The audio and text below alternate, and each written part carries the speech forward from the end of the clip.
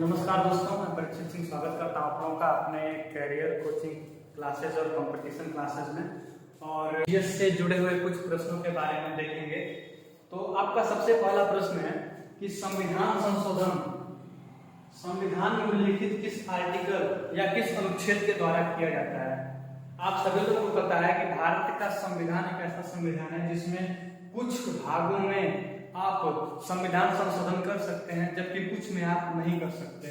तो अगर हमें भारत का संविधान में अगर कोई संशोधन करना है तो हम लोग कौन से आर्टिकल से कर सकते हैं? आर्टिकल 368, आर्टिकल 368 के अनुसार हम भारत का संविधान में अपना संशोधन कर सकते हैं। आपका अगला प्रश्न है कि यदि संसद कोई ऐसा कानून बना दे जो कि भारत का संविधान में उल्लिखित नियमों का उल्लंघन करता हो, तो इस दशा में क्या किया जा सकता है? तो यदि संसद, जो कि भारत की सबसे बड़ी कानून बनाने वाली संस्था है, अगर यह कभी भी कोई भी ऐसा कानून बना देती है जो हमारे संविधान में उल्लिखित नियमों का उल्लंघन करता है, इस दशा में आपके सर्वोच्च न्यायालय सुप्रीम कोर्ट के द्वारा उस बने हुए नियम को समाप्त किया जा सकता है। यदि कभी भी ऐसा कोई नियम बना जो हमारे यानी भारतीय नागरिक और भारत में आने वाले विदेशी नागरिकों के मूल अधिकारों का हनन करता है, इस दशा में भी सर्वोच्च न्यायालय अपनी शक्तियों के प्रयोग से उस बने हुए नियम प्रभाव को कम कर सकता है। जैसे संविधान में उल्लिखित है प्राण एवं दैहिक स्वतंत्रता का अधिकार। आप सांस ले रहे हैं, सांस नहीं लेंगे जीवित नहीं रहेंगे। संसद कोई भी कानून बना के आपसे जीवित रहने का अधिकार नहीं छीन सकती। यदि मान लीजिए संसद कल के दिन कोई कानून बना दे कि आप सांस नहीं ले सकते, तो क्या यह एक आदमी के लिए अच्छा है या उसके जीवन को चलाने के लिए? ये हमारे प्राण एवं दैहिक स्वतंत्रता के अधिकार का हनन करता है। अगर कभी भी कोई ऐसा कानून बना जो हमारे मूल अधिकारों का हनन करता है, तो उस दशा में भारत का जो सर्वोच्च न्यायालय है उस कानून को समाप्त कर देगा। राजा राम मोहन राय को राजा की उपाधि किसने और कब दी थी? राजा राम मोहन राय को राजा की उपाधि किसने और कब दी थी? आप बताइए, आपको पता है कमेंट कर दीजिए, नहीं पता है तो हम बताते हैं। राजा राम मोहन राय को राजा की उपाधि 1830 ईस्वी में उस समय के वर्तमान मुगल शासक अकबर द्वितीय ने दी थी। किसने दी थी? अकबर द्वितीय ने दी थी राजा राम मोहन राय को राजा की उपाधि। बताइए, क्या आपको पता है दयानंद सरस्वती जी का मूल नाम क्या था? दयानंद सरस्वती जी का मूल नाम था मूल शंकर। क्या नाम था? मूल शंकर नाम था। वो कौन सा ऐसा नेता था जिसकी लाठीचार्ज में मृत्यु हो गई थी? उसे पंजाब केसरी के नाम से जाना जाता है। क्या आपको पता है? नहीं पता, हम बताते हैं। उनका नाम था लाला लाजपत राय। इनको पंजाब केसरी के नाम से जाना जाता था।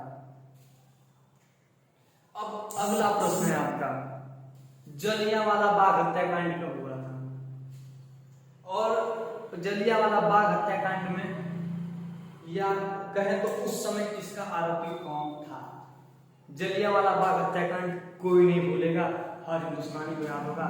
वो जो कांड था, हमारे निहत्थे सैनिक जो देश के नागरिक थे उनके ऊपर जनरल डायर ने जलियांवाला बाग में 1919 13 अप्रैल के दिन सन 1919 13 अप्रैल के दिन गोली चलवा दी थी, गोली से भून दिया था और इसका मुख्य आरोपी था जनरल डायर।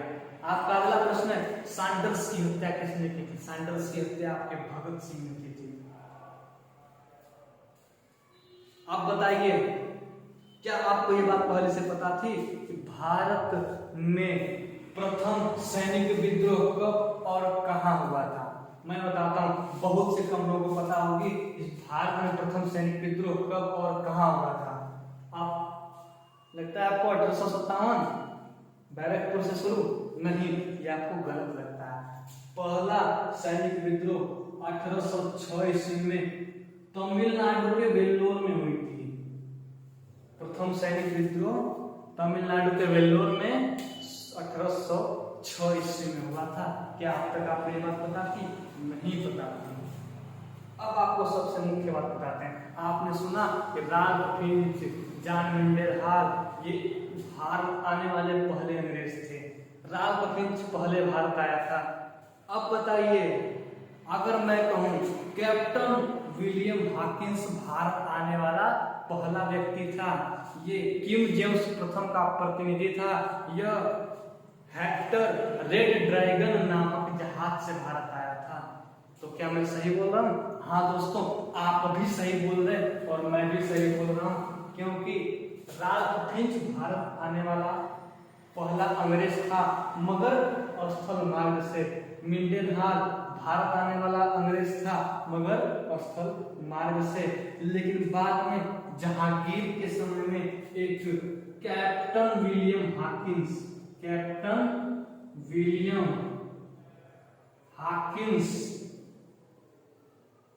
नामक अंग्रेज समुद्री मार्ग से भारत आने वाला पहला अंग्रेज था।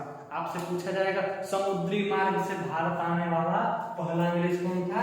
Captain William Hawkins. ये किसका प्रतिनिधि था? किंग जेम्स प्रथम का प्रतिनिधि था। यह किस मुगल शासन के शासन काल में भारत आया था? यह जहांगीर के शासन काल में भारत आया था। क्यों आया था?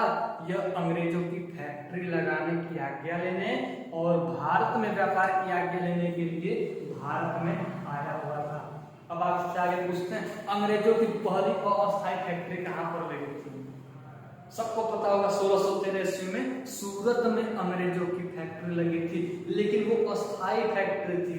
अंग्रेजों की पहली अस्थायी फैक्ट्री 1611 ईस्वी में मुसलीपट्टनम नामक स्थान पे लगी हुई थी, और डचों के साथ अंग्रेजों का विवाद होने के कारण यह अस्थायी फैक्ट्री उनको हटानी पड़ी, और उन्होंने सूरत में 1613 ईस्वी में, किस ईस्वी में, कौन सा सन था? 1613 ईस्वी में अपनी पहली अस्थायी फैक्ट्री लगाई थी। और ऐसे ही सहयोग करते हैं, हम आपका करेंगे, हमारा सहयोग कीजिए। बिना एक दूसरे के सहयोग से आगे जाएंगे नहीं। अगर आपको आगे जाना है लाइफ में, आप सामने वाले का सहयोग करेंगे, सामने वाला आपका सहयोग करेगा। जैसे अगर मुझे वीडियो बनाना है, मुझे पढ़ाना है, ठीक है, मैं तो आ गया, लेकिन अगर मैं अपना मोबाइल में चार्ज करूं तो मोबाइल चार्ज करना पड़ेगा ना। मैंने मोबाइल को चार्ज किया, उसको एनर्जी दी, आज उसका कैमरा चल रहा है, उसको बचा के रखा हुआ है, तब तो जाकर के वीडियो बन रहा है। अगर मैं मोबाइल का सहयोग न करता तो वीडियो नहीं बनता, बात खत्म। इसीलिए एक दूसरे का सहयोग करें, उसके बाद आगे बढ़ेंगे।